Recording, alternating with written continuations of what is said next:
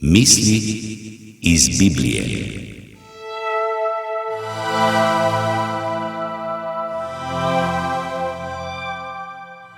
Dandanes skoraj ne srečamo človeka, ki se ne bi gnal za materialnimi dobrinami. Materializem zasenči duhovne vrednote. Dolar, marka in druge tuje denarne enote so bili najpogostejši simboli v 20. stoletju. Ko pomislimo na športnike, filmske igralce, pevce, imamo pred očmi milijone, ki jih ti zaslužijo v zelo kratkem času. Modno oblačenje, sodobna bela tehnika, dragi avtomobili od nas zahtevajo preiskovanje lastnega materialnega stanja. Začnemo se primerjati z bogatejšimi in postajamo vedno bolj nezadovoljni. Nezadovoljstvo pa ogroža naše duhovno stanje.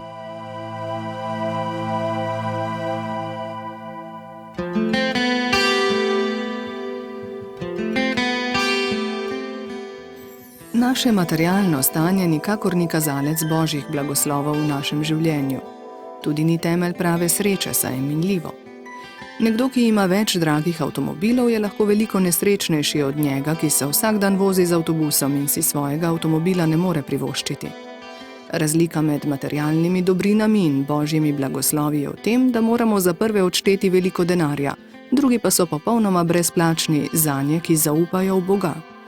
Kadar ste v skušnjavi, da se počutite prikrajšani za katero materialno dobrino in razmišljate o visokih plačah nogometašev, odprite Sveto pismo v Psalmu 103 in preberite, kaj vse vam Bog daje brezplačno.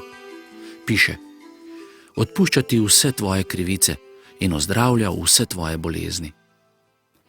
Bog dostikrat odpušča naše grehe, še preden imamo priložnost prositi odpuščanja.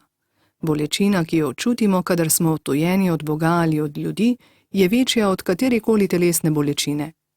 Če verujemo v Jezusa, to ni več problem. V istem psalmu je zapisano: kakor daleč je vzhod od zahoda, tako daleč spravlja od nas naše prestopke. Kakor se oče usmili svojih otrok, usmili se Gospod njih, ki se ga boje. Milost Gospodova se razteza od veka do veka nanje, ki se ga boje, in pravičnost njegova za sinov sinove, zanje, ki hranijo njegovo zavezo in se spominjajo njegovih zapovedi, da jih izpolnjujejo. Imamo zelo različne darove. Nekateri se lahko pohvalijo z nadarjenostjo za glasbo, igralstvo, šport, govorništvo. V Svetem pismu je omenjenih veliko božjih darov, ki niso odvisni od našega materialnega stanja.